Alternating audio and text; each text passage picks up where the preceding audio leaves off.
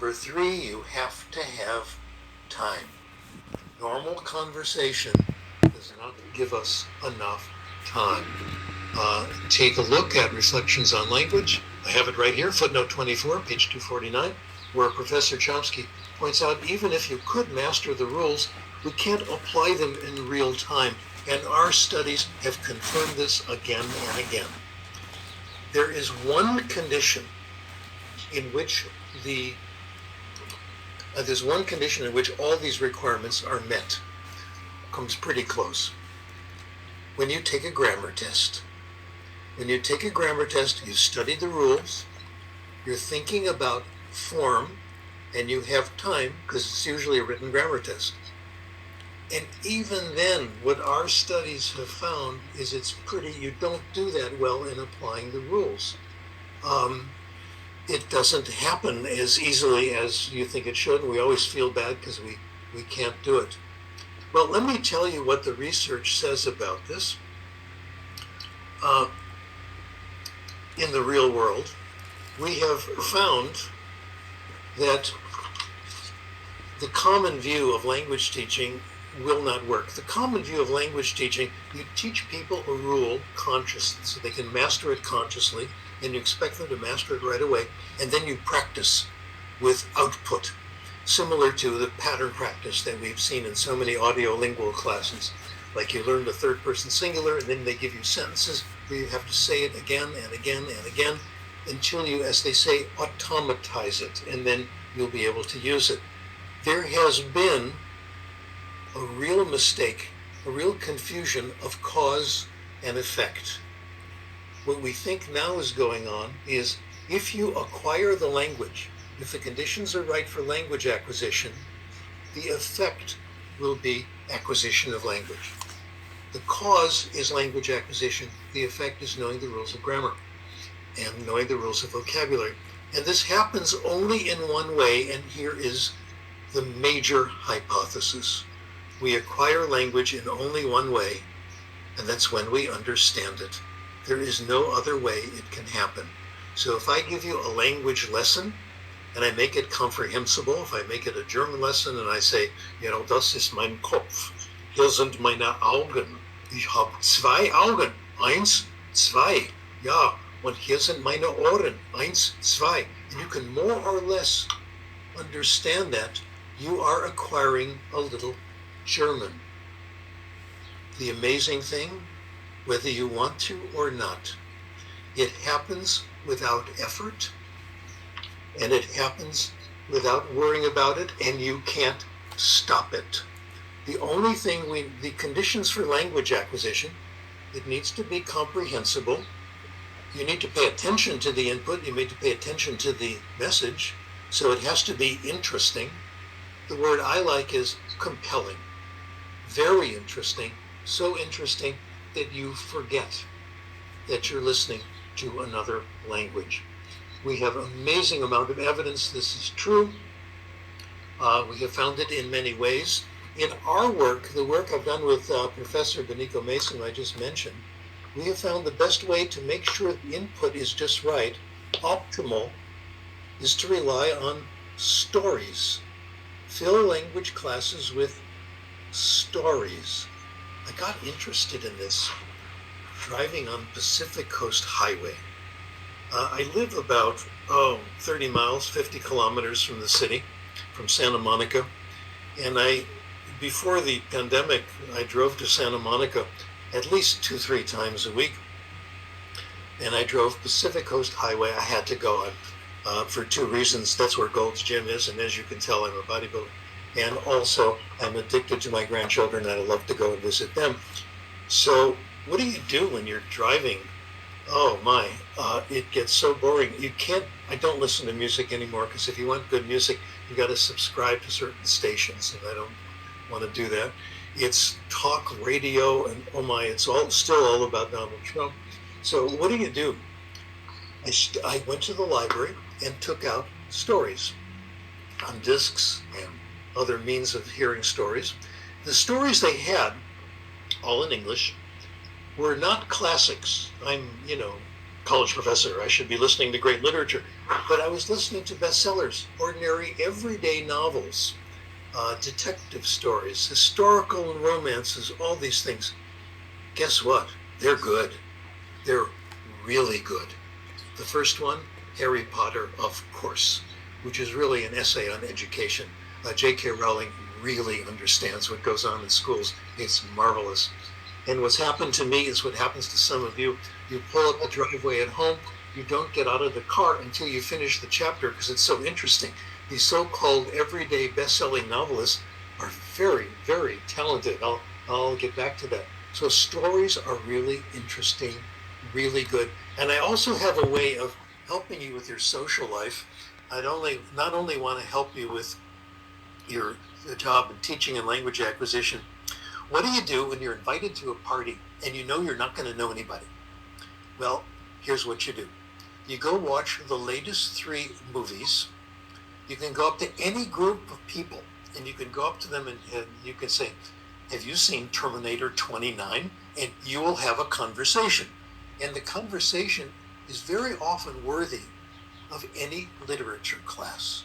You talk about the characters, the plot, whether it was well done, whether the casting was right, and whether the story was meaningful and interesting. So-called ordinary people do this very, very well. Beginning language teaching is stories.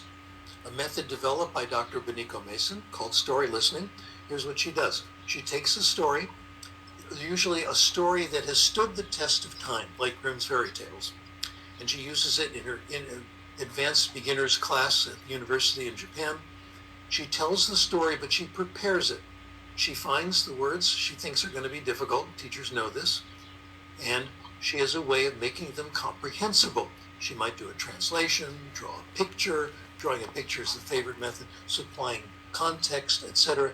It's designed to make the story more comprehensible. You are not encouraged or told to learn these words for next time. What we have found in study after study, that's the best way to acquire the vocabulary. We've compared that to what happens if you have vocabulary teaching activities. Write 3 sentences with every word, etc., etc. Just telling a story is much more efficient. Gradually, over time, vocabulary grows, and this is on delayed tests, etc. Now, the goal of all this is to develop what we think is the most powerful means of language development, and that's reading. Reading fiction. Reading interesting fiction. As Professor Chomsky has pointed out, we will find that we will learn more about human beings from reading novels than from studying, psychology, etc. I've come to absolutely the same conclusion. I am amazed at how good this is. We've done studies on this. I'll talk about how Dr. Mason does it. She introduces people to fiction by using a method called guided self-selected reading. Her students had access to lots of easy books, a library of 1,000 easy books in English. They were helped by the teacher to find books right for them, but they made the final selection. They read the books for pleasure, no questions at the end of the chapter. You don't like the book, you put it down. They do this for 2-3 semesters. The goal is to move on to authentic reading eventually, but it takes time. It takes 2-3 semesters of reading lots of easy books. That's what I've been doing at home in between going to the supermarket. It really does work. One study we did this with subjects ranging in age from 21 to 78, ranging in duration from 4 months to 3 years.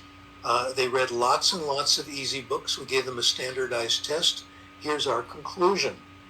We found that for each hour they read, they gained a small but respectable amount on a major standardized test.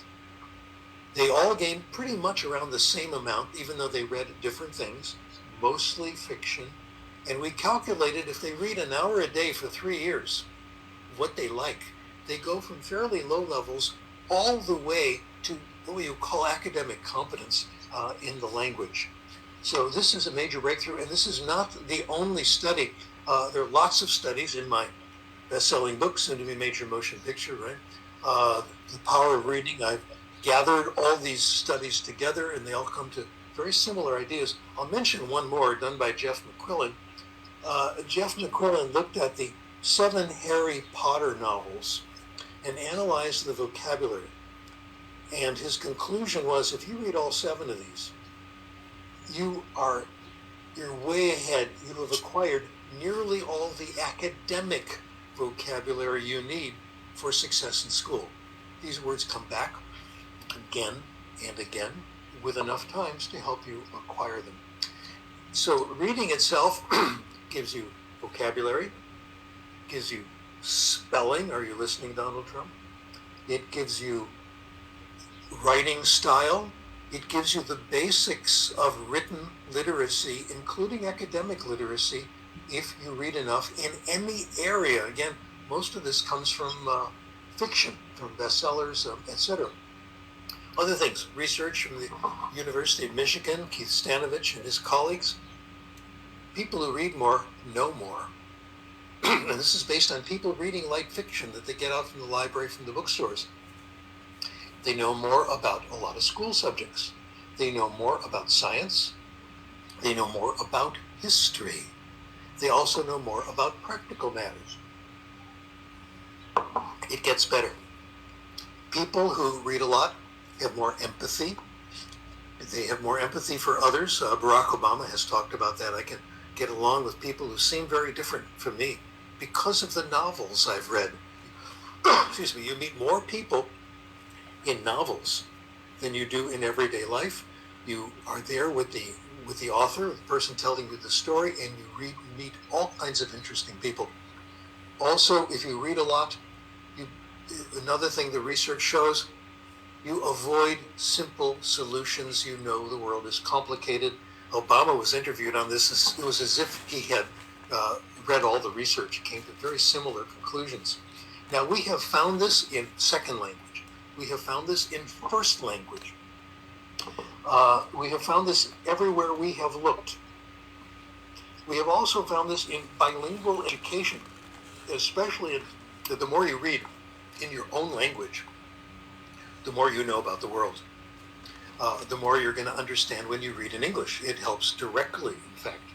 We have been working on what's called heritage language. I'll tell you just a bit about this, and then I'll finally shut up. Heritage language is the language children pick up at home from their parents, not the language of the country.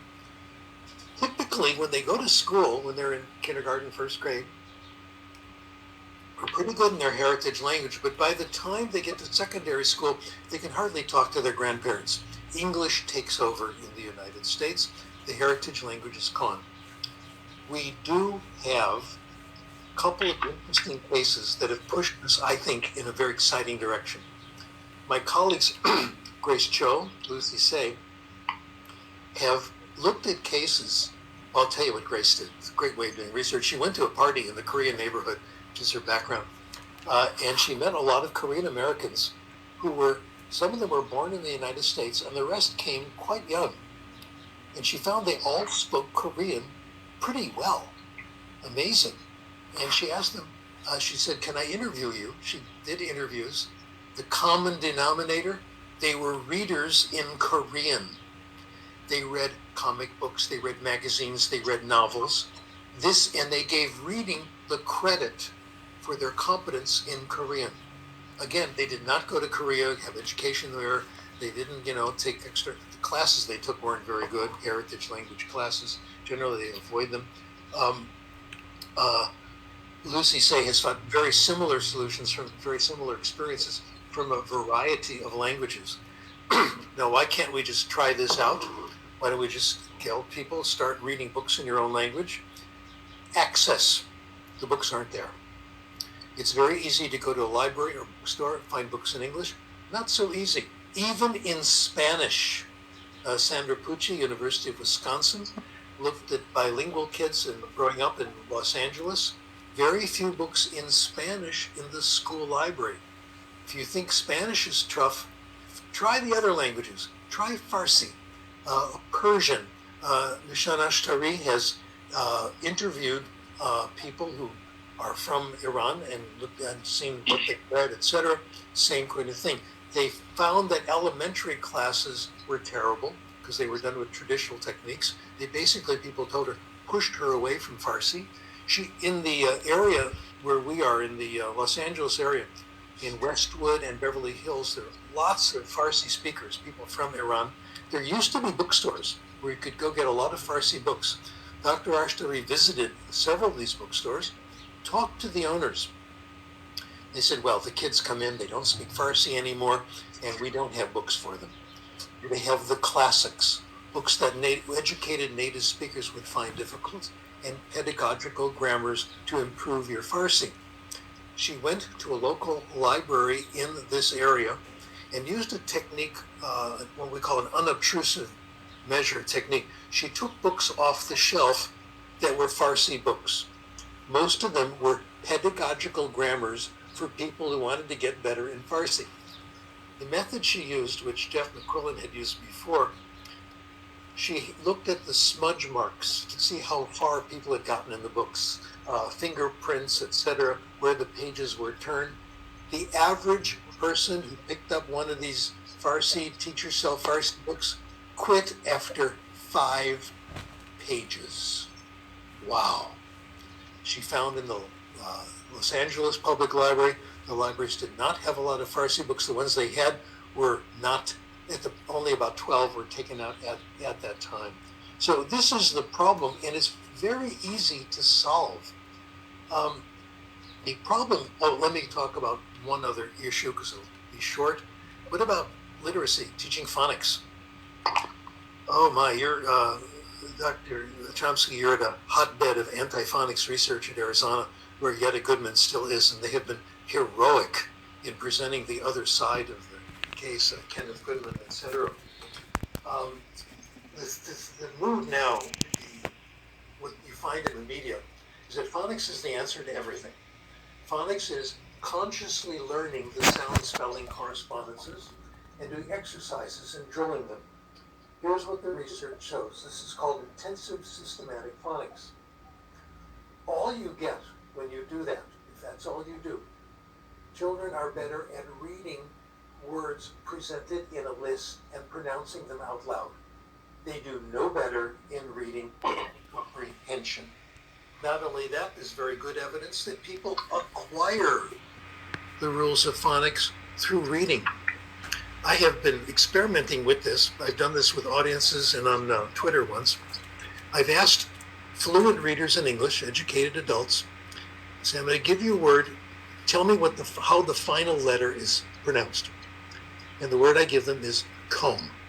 They say, well, it's silent. Then I ask them, what's the rule? 5% have any idea what the rule is, that B is silent after M, especially at the ends of words. So those people get at least that right. By the way, I didn't know this until I looked it up in Kenneth Goodman's books, okay? Then I said, well, what about when there's an affix? What about combing? Well, it's silent. How about combination? Well, then it's pronounced. What's the rule? Nobody knew, including me. Again, I relied on Professor Goodman. It turns out that if the affix is grammatical, as in combing, it's silent. If it's not grammatical, as in combination, it's pronounced. Nobody knows that rule. They all get it right.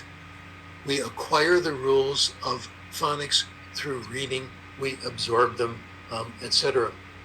Now, let me talk about the future and what we can do about it. How can, we haven't done too well about this. Most language teaching programs are based on behaviorism, are based on conscious learning of the rule, and then repetition.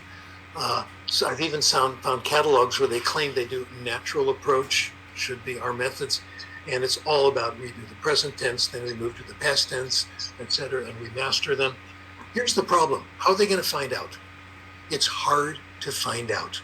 It's hard even for professionals to find out what's going on. 3 reasons. Most of the information is in books and journals. The books and journals are hard to read. There's one person that's called torturous prose, okay? The articles are dense, the articles are very long, and the books are expensive. The journals are expensive. if you want to order one of Steve Krashen's papers from 1973, it costs you $40. The journal gets the money, not the person who wrote the article. Unless you work in a university that has a Class A library and you have borrowing privileges, you do not have access to the research. A brilliant case of this was pointed out by Jeff McQuillan and Lucy Say. They were dealing with bilingual education. They looked at the research on bilingual education over 10 years, and it was all very consistent. It works, it's good for English. Then he looked at what people talked about in the media and in the press, about half and half. Half of the press said no, etc. It's not because they're arrogant and stupid, it's because they don't have access. It's very hard to find these things. I'm going to conclude with what I think is the solution. Part of the solution, colleagues, write short, clear papers so people can read them. Lichtenberg said in 1780 or so, if you ask someone the time, you don't want to know how wristwatches are constructed. Stay with the point. Your dissertations do not belong in journal papers. Write short, clear papers and publish at least some of your things open access. This is a movement started by Timothy Gowers, a mathematician, winner of the Fields Medal for math, who has started an open access movement in Great Britain. Albert Pryor, one of my colleagues in India, has written editorials about this. This is what we want to do.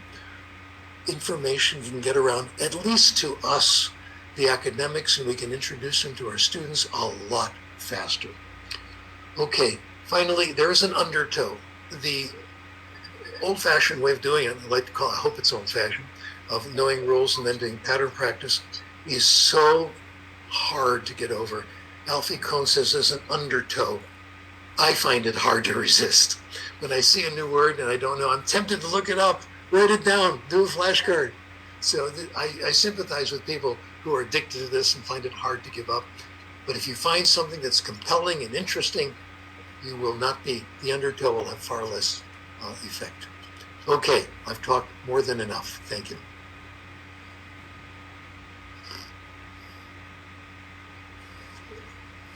It's now time for the master to speak. Professor Chomsky, je vous donne la parole. I'll give you the speech. Well, lots of fascinating points. Since there isn't a lot of time, I'll just mention a few that resonated with me very significantly. But one is, at one point you talked about change from language acquisition to language development. And I think that's a very significant idea. Language isn't really learned, it just grows in the mind. It's something that develops naturally, automatically, along a fixed program that's biologically determined. We have a great deal of evidence of this from first language learning. A young child, an infant, will just disregard corrections because it's not what fits with what's coming next in their language growth. It's almost like learning to walk. You don't learn to walk. It just comes automatically. At a certain point, the child stands up, starts moving, figures it, gets to understand how you distribute your weight. Nobody's taught you this, but a lot of calculation and computation goes into simply walking down the street. You don't know the rules. You couldn't know the rules. Maybe some biologist could figure out what they are, but that's not the way you pick up walking. You do it because it's interesting, which is another crucial point that you made. It has to be interesting. And for a young infant, picking up the language is just an interesting, exciting thing. So it happens automatically. Children will pick up at the peak periods of language acquisition. Children, infants, actually 2 or 3 years old, will pick up a word every waking hour. They means basically one presentation. It's interesting to them. They want to understand what's going on. They have an internal rich structure of mind, which it just goes into operation with very limited stimulus, and it leads to rich understanding. And that's true all the way through life. It's also true when you're studying in college, let's say. You could take what Professor Krashen has talked about and think of and adapt it to taking a course in college. There's several models of how to do it. One is the model that sometimes called pouring water into a vessel and then having it come out in a test. We've all had experiences like that where you took a course in college and you weren't interested in it and you studied for the exam and got an A, and 2 weeks later you forgot what the course was about. That's one way of so-called teaching to test, worst possible way. The other is to pursue something you're interested in, and then it'll just become part of you. You pursue it on your own initiative, on your own, with your own internal drive. Answer the questions that you yourself are raising just becomes part of you. And very much the same is true of language acquisition, and Professor Krashen's research has demonstrated it very effectively for second language acquisition, first language acquisition. The information that we have about it is pretty much the same, just grows in the mind at its own pace because of the interest of the child, the drive, internal drive of the child to try to understand the world around them. It's just like an infant constantly asking the question, why? Kids can drive you crazy by asking why. Every answer you give, they want to know the next answer, why that, Well, it's pretty much the same with language acquisition, other forms of what Professor Krashen correctly called development. Things just develop in the mind in their own manner if you create an environment which is interesting and stimulating and that the person wants to explore on their own because it attracts them. The other point that stands out from Professor Krashen's remarks is kind of an unpleasant one. He pointed out that the way to gain rich understanding not only of the language but of the society around you, of other people, history and so on, is by reading. Reading has very sharply declined. There are many measures of this. You go into it's gotten to the point where people my age, professors my age, want to give away a lot of books because we have way too many books and don't know what to do with them. Well, it used to be that you'd give them to the university library, or maybe you'd give them to the local libraries. Can't do it now. They don't want them. They don't know what to do with books. People don't come to look for books anymore. They're busy with this thing in their hands, The level of reading is very sharply declined. You see it in the school educational programs.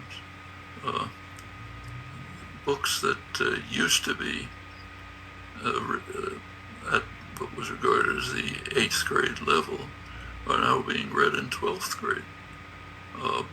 Because the students I teach right now at a state college, it's very different from elite university where I spent most of my life. It's interesting. Students are very bright. They haven't read a book. They hardly know what it is to read a book unless it's assigned in class. On their own, wouldn't know how to pick up a book. Don't know how to write an essay except in the form that was taught.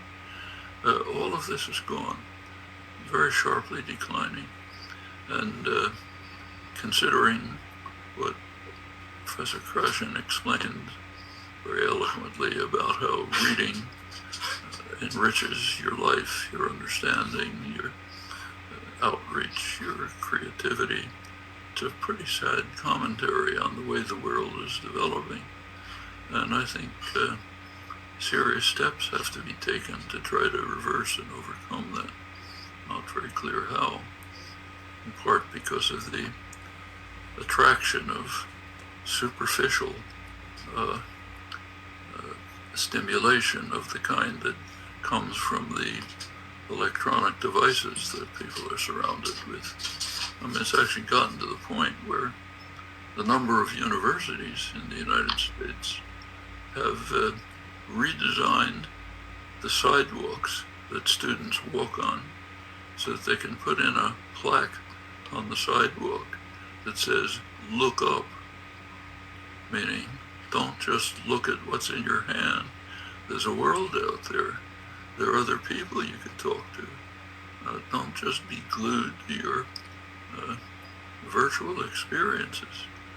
This is a malady that has to be overcome. I think an important conclusion from Professor Krashen's remarks is to emphasize the significance of this. Comment? Yes. If this is true, it's a recent phenomenon. I was very interested in research on how much people read, and my last paper was 10 years ago, okay? And the title of the paper was "Stop Scolding Teenagers." I looked at all the studies on how much people read 1940, 1950, 1960, up till 2010. Kids are reading, especially when Harry Potter came out. They were reading a lot. And the more easy, pleasant reading you have, the more reading you might have in general. That might be part of the solution. A wonderful paper was published in the School Library Journal, one of my favorites. They put comic books in the library, this is about 10 years ago, and graphic novels, but did not allow them to circulate. You had to go to the library to read the comic books. Library traffic nearly doubled. The amount of non-comic book material taken out went way up. So maybe this is a path to make it happen, more reading in general. I also have to point out that just to show you how important I am considered the #1 researcher in the world on comic book reading. The reason I'm #1 is that I'm the only one doing the research on it. But we found some very interesting stuff. Kids who read comic books read other things. In fact, lower socioeconomic children who read comics read more than middle-class kids who don't read comics. So if we play it right, we may be able to use this as a bridge to encourage reading in general. So I'm optimistic about our being able to solve the problem. Thanks for bringing this up. Thank you very much, Professor, for the for giving such informative and interesting presentation. So I would like to, in the same vein, I would like to ask you a question related to critical period hypothesis. Professor Chomsky, how have your ideas on critical period hypothesis changed over the years? Are you more or less convinced to the theory now than you were initially? Well, my main interest is this process of virtually reflexive development of language as the flowering of internal competence and principles. And over the years, we have learned a lot about the nature of this internal system. It has, at the very beginning, say 60, 70 years ago, there was a conundrum which has guided research in many ways.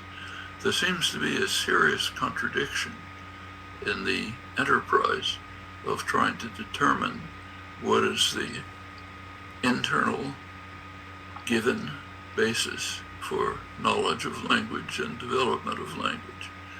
On the one hand, it seems that it has to be quite complex. The reason is because of what's called poverty of stimulus. The data available to a child doesn't come anywhere close to the wealth of knowledge that a child actually has at every stage of development, from 1 year old on. It's easy to show that by experiment with children, that what they know and understand is way beyond any experience they've had. That that suggests strongly that the internal system must be very rich in order to account for the gap between sparse data and rich knowledge. That's one prong of the dilemma. The other has to do with the evolution of language. It wasn't very well known 70 years ago. It's increasingly been learned that language emerged in the human species within a very narrow window of time. We now have strong evidence, genomic evidence, that humans, Homo sapiens, began to separate almost very shortly after they'd emerged. Humans began to appear in the biological record about 200,000 or 300,000 years ago. That's a flick of an eye in evolutionary time. And very soon they began to separate. But all the separated groups have the same language faculty. So that means it was already in place before the separation. There is no evidence for any meaningful symbolic activity prior to the emergence of some Homo sapiens, which, put that together, gives you a strong evidence that the capacity for language, which is the basis for our thinking, our reflection, our imagining, planning, everything, our creativity, everything we do, all seems to have emerged along with Homo sapiens. That's a very brief window of time. That suggests that the internal system must be very simple because it emerged so quickly.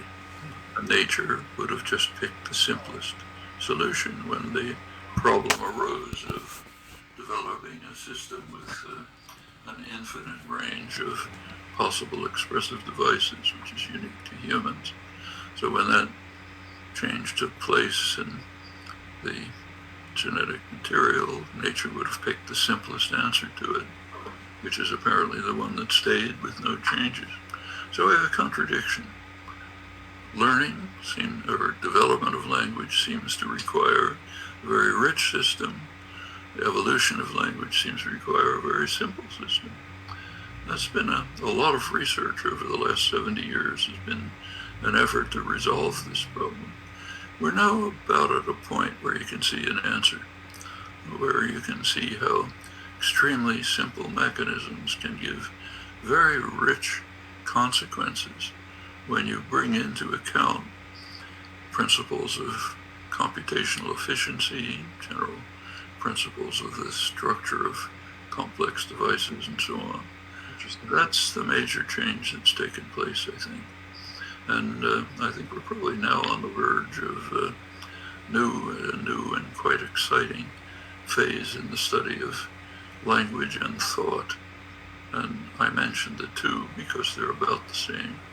We really have no concept of thinking outside of linguistically articulated thinking. The two capacities, language and thought, seem to be essentially the same.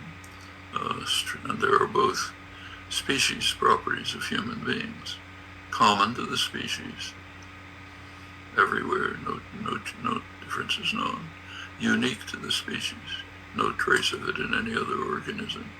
And we're finally beginning to get a grasp on how that language thought system might have emerged suddenly and might have the capacity to overcome the extraordinary gap, huge gap between data presented and knowledge obtained. That, I think, the primary development in linguistic theory over the past 60, 70 years. Yes, you want, Professor Krashen, you want to say something? Yes, about critical periods. I have a hypothesis about what's going on. I like to believe, I would love to believe that the language acquisition device never shuts off, that it's always there. And I started thinking about this in the 1960s. when I was teaching school in Ethiopia, and I met a guy there named Gerald Mosbach from UK, and we had an interesting conversation. He said that when he was in secondary school, they all did French, and he hated it. It was poor methodology, boring. He hated the teachers, he hated the French language, he hated the French culture. Now, to make things worse, you had to do an oral examination in front of all your teachers at the end, which is the worst torture you can do for an impressionable teenage guy speaking another language. So he decided he would show his disdain for the language, the culture, and the school. He came in by humiliating everybody. He came in with dressed French, with a beret, with a glass of some liquid, pretending it was wine, and he did what he thought was foolishly exaggerate a French accent. He said, bonjour mesdames, messieurs, je suis très content d'être ici avec vous. Comment ça va aujourd'hui, hein? And his teachers said, wow, why weren't you doing that during the year? That was fantastic. Your accent is great. He could do that trying to make fun of his teachers, but he couldn't do that ordinarily. I found out later that Peter Ustinov, famous, wonderful actor, did movies in French where his French was totally convincing. He said, I can't do that outside when I have a conversation. Conclusion, language signals what group you're a member of. That's its, accent is the way, one powerful way of doing that. And if you're not a member of the group that uses the language, you have a hard time using that accent. When I meet someone from the UK, I don't suddenly start speaking with a British accent. I find it extremely difficult to do. Versions I've heard all my life, I cannot imitate, or I'm very uncomfortable in doing so. It's club membership. Maybe accent does not obey the critical period. Maybe we have what we might call an output filter instead. Interesting. Thank you very much. In the same vein, professors, so what's the relevance of the critical period for English speaking proficiency among immigrants? Don't you think the same way kids acquire? Yeah, I think the implication is not to worry about it at all. They're going to get the accent of their friends, people they feel comfortable with. They're not going to get the accent of the teacher that's been shown over and over again. And there's not much we can or should do about it.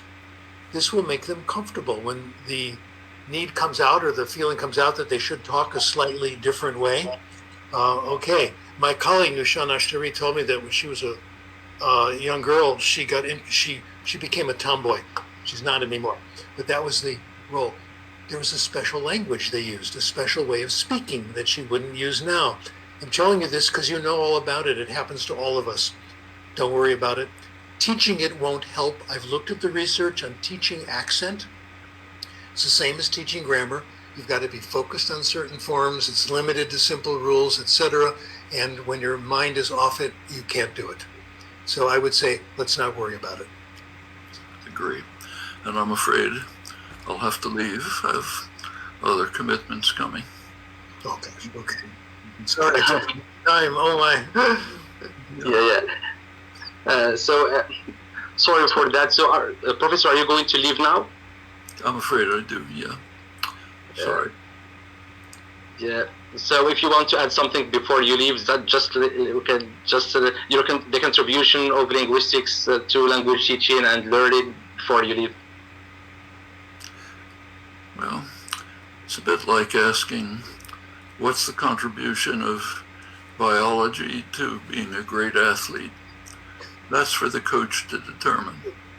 The biologist can't determine it. If you can find, if people who are involved in particular developing, helping capacities to develop, if they can draw from the background science, great. But they're the ones who have to decide. Afraid I do have to go.